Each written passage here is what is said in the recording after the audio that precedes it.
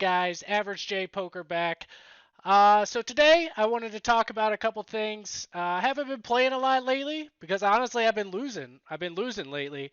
I wanted to chalk it up to just, hey, bad luck, it happens. But then when you go back and actually analyze the hands I've been losing with, the big hands I've been losing with, uh, you might see a trend here. So I'm going to go over a couple of those hands and how I deal with that. And then I'm going to go over a hand that I see a lot in these lower stake games that maybe you could take advantage of. And I hope I'm doing better at this. I've learned how to do overlays and I made a little logo thing. So hopefully you guys get a more professional video here. So we'll see how it goes.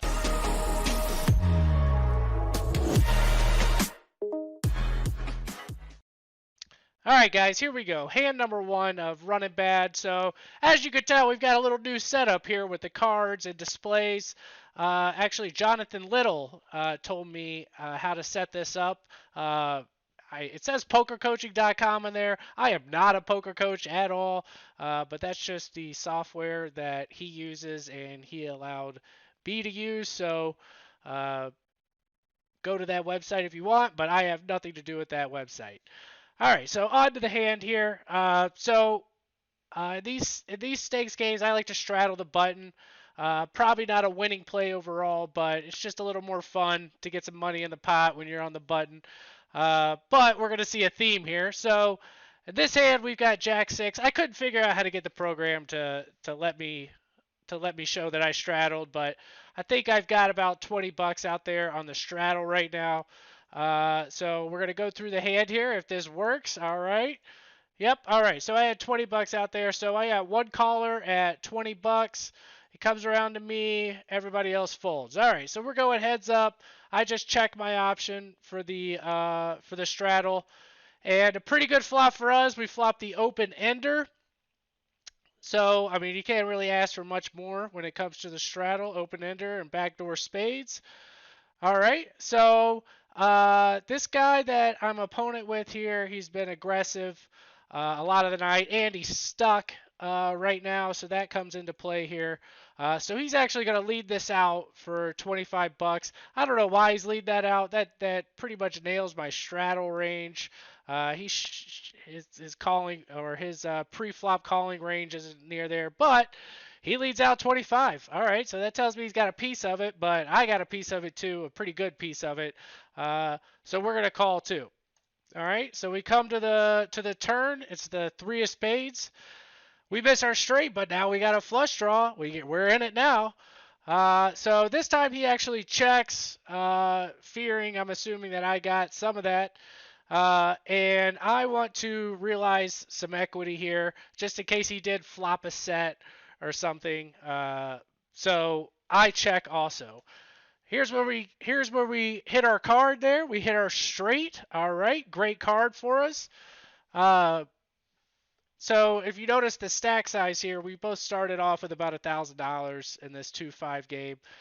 So we hit our card. He checks it to us, noticing the 4-card straight out there, I'm assuming. So I'm going to try to get a little value out of 2 pair or a set here.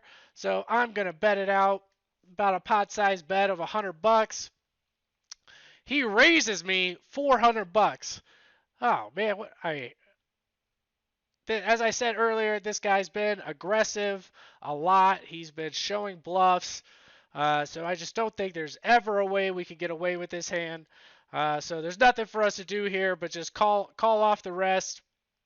All right, so we call it. Let's see what he's got. Oh, he's got the stone cold nuts with 10 jack. So should we bid in the hand with jack 6? No, we shouldn't have. But we're straddling, and we'll move on to the next hand, and we'll see if we can get a theme going. All right, so here we are back at it again. As I said earlier, we're on the straddle. So this time we get the old 8-5. And this game's a 1-3 game, so a little bit smaller stakes, but even this 1-3 game plays a little bigger, plays like a 2-5 game. So here we go. I think I straddled 15. Yep. So one guy just calls my $15 straddle. Everybody else folds, and we go to a flop. All right, ace a5. Pretty pretty good flop for us. We're hoping he's got an ace. We could get some money here. All right, here we go. So the guy's going to check it to us. We're going to lead out pretty much pot-sized bet, hoping he has an ace.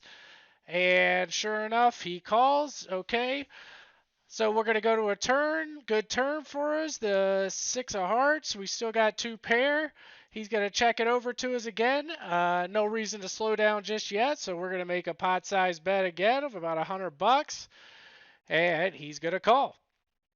All right, so we got about 355 left in our stack. I think we both started with around 500. So the worst card in the deck comes for us on the river, of course. Another 6. So he's going to check it over again. I mean, at this point, he's pretty much playing his hand face up. You know he's got an ace.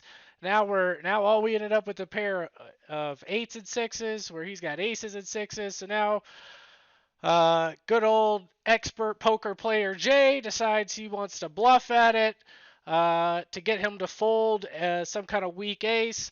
The problem with that is you straddled, so opponents cannot really put you on, ace queen here. So he thinks about it for a while, and of course he ends up calling, and we lose to the old ace 4. So hands like this will put me on tilt bad at a poker table. Just like we saw in the last hand, I shouldn't have been in that hand with Jack 6, shouldn't have been in this hand with 8-5, and then you get just enough of it to keep you around, and then, you end up losing the hand. And now your complete mindset changes at the table. Now I'm stuck 1,000, stuck 500 right here. So now I got to get that money back. So you start overplaying other hands and, calling 3 bets with like 6-7, hoping to hit something, and then your stack just keeps going and going, and you're compounding your problem. So what I've tried to do is, I think I can realize what I'm doing here. If you can realize what's happening, right? It's not just bad luck. It's bad play with these hands. I'm not the most unlucky person in the world. I should have been playing these hands in the first place. So now with that mental realization of what's going on, I hope I can take that to the next time around and play a little bit better. But I think with these hands here, I'm trying to avoid these situations right now to get back to playing good poker. I think I may have been a little too loose lately, so I plan on tightening up and hopefully my hands hold here. So now we're going to move on to a strategy more type of hand. It's a common situation I see a lot in games, and it's a really good tell that opponents have that maybe you can pick up for your game. All right, so after we got some bad hands out of the way, let's talk about some times I've actually played good poker. So this hand, we pick up the King Jack of Spades in late position, decent hand. So it comes around, I just call, or I actually 3-bet a person who raised $10 in a 1-3 game. So in late position, I want to take control of the hand. So I 3-bet probably a little more than average instead of just calling. Just because I like to have the bet lead, and most of the time people are going to miss the flop. So I think you win a little more pots if you're 3-betting when you're in late position rather than just calling. So in that case, I do that here. I've taken control of the pot. All right, with $45, folds around, goes back to that guy. He just calls. All right, so I like to just call here. Obviously, I don't want to get 4-bet with King Jack. So now we get to go to a flop of Deuce 3-3. So obviously not a good flop for our actual hand, but a good flop for what we're trying to represent, right? I'm trying to represent, I got aces, kings, queens, something like that. So good flop for what we're trying to represent. But something weird happens here, and this is the tell I was talking about. So this guy leads out for $35. Now, I mean, what story is he trying to tell here? Does he ever lead out if he has a 3 here? No. Uh, so he's he's telling me that he's got something that he just wants me to fold with. So I'm putting him on a little pair, and I'm trying to represent a big pair. So I'm going to try to keep representing that big pair, and I'm going to raise it up to about $90 is what I make it. And he sits there and he thinks about it for a while, but he ends up making the call. All right, cool. Let's go on. We pick up the 9 of spades. Now, sometimes if you make a play like I just made right there, I'm trying to represent, I got the aces. I bet the guy again, but he still calls. I raise the guy again, he still calls. I'm okay with shutting it down a lot. Be like, all right, this guy's got something. He's not gonna fold, so I'm just gonna give up this hand and go. But now with the 9 of spades, I picked up more outs. I got the flush draw. So that gives me a little more courage to continue my betting here. He's going to check. I'm going to continue my story of I got aces, please fold.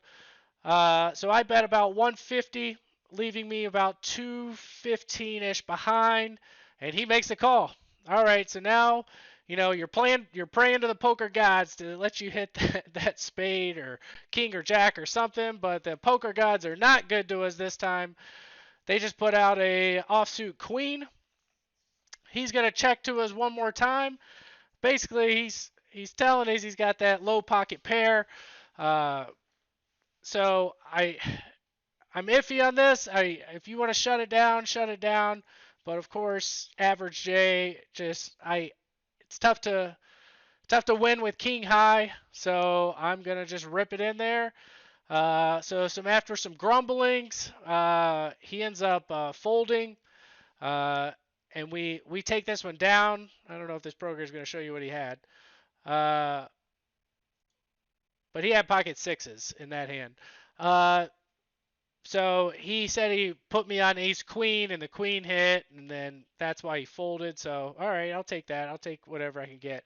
But the overriding theme I want to talk about for this hand is when somebody is leading into you on such a dry flop like that, right? Deuce 3-3. Somebody's leading into you. They're never leading into you with a monster hand like pocket deuces or 3-4 in that case where they flop trip threes. And I see people folding big hands just because they get bet into. So uh, that's something. I mean, think about why people are betting. Why would he be betting that flop? Uh, he kind of wants to see where he's at. So I'm going to raise him to let him know that, hey, I've got the good hand, even though in this case I didn't. But I want to let him know I got the good hand. You should fold. And I was able to tell that story the whole time, and we ended up digging it. For today, I'm going to keep trying to figure out these graphics and playing with them for a little bit to clean them up a little bit, but I hope you enjoyed some of the hands, and I hope you enjoyed some of my misfortune, and then we will see you again at the next time around.